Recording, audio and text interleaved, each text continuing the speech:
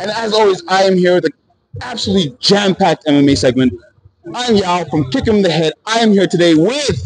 Verne from the Hack Check podcast. I'm really, really happy to finally meet you and do something together. Yeah, 100%. Yeah, I saw you rolling with Dricus, so we're not going to get into any issues tonight. But with that said, we've had an amazing prelims card here at EFC 118. Which fight did you enjoy the most? I just want to say, Dricus, I want my rematch.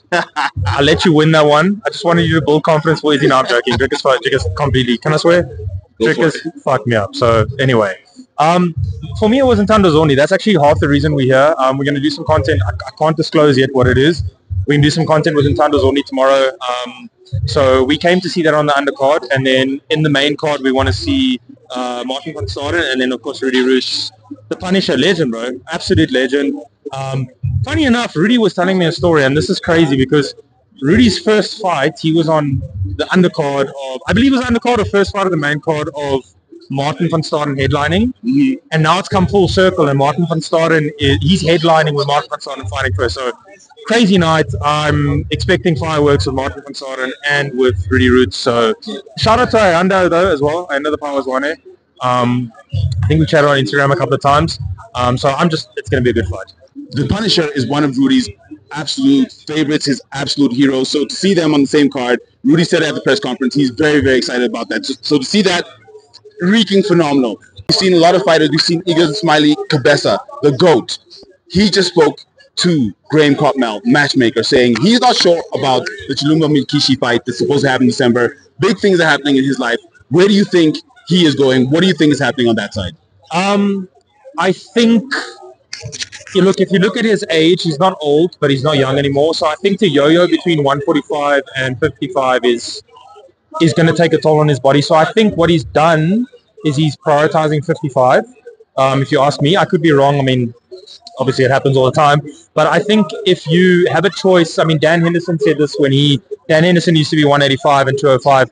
Like, if you have the choice between eating food and cutting weight, you're going to eat food. So go to 155. I think if Igor Cabeza does make it to the UFC, if he sorts his stuff out, I would like to see him at 45. I think that would be a better... in the UFC, the dudes are huge. They're very, very huge. Very skilled. And yeah, I mean, skill's relative. So, I mean, people rise to the occasion. But I think if you look at a guy like Max Holloway, the guy probably walks around at, 180. I'm just guessing here, but the guy walks around, he's huge. I had a chat to Don Madge about people fighting at 125. They're weighing 160, 170. Fighter France weighs a lot. So I would like to see him cut down to 45 if he goes to UFC. But either way, dude, the guy is the GOAT of the EFC. I mean, what he's done, so he can pick and choose what he wants to do. I think with Rudy at 45, though, I think he prioritizes 55. You don't want him to have to fight each other as teammates, so I think he's missed that 55. I think he will stay at 55, and he will say, look, I'm a double champ here in the EFC. I'm looking to go to the world and showcase my skills anywhere in the world because I am the GOAT. I am the best. And the next fight that we have starting right now is Rian Dunn versus Billy the Kid Oosthuizen. Who do you have in that fight? That's a tough one. I think Billy the Kid, probably. I just think he's got too high of a skill set.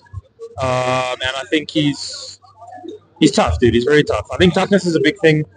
We see a lot of fights where people either gas out or they lose that will, because they give it everything and then they don't put the person away and it's like, oh shit, what do I do now?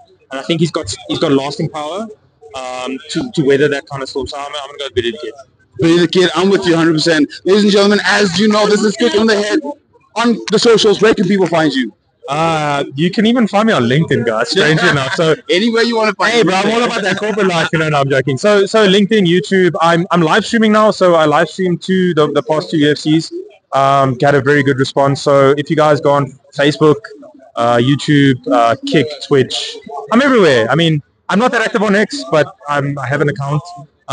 But yeah, anyway, man, Instagram, Facebook, wherever. Shout out MMA Twitter. We're there.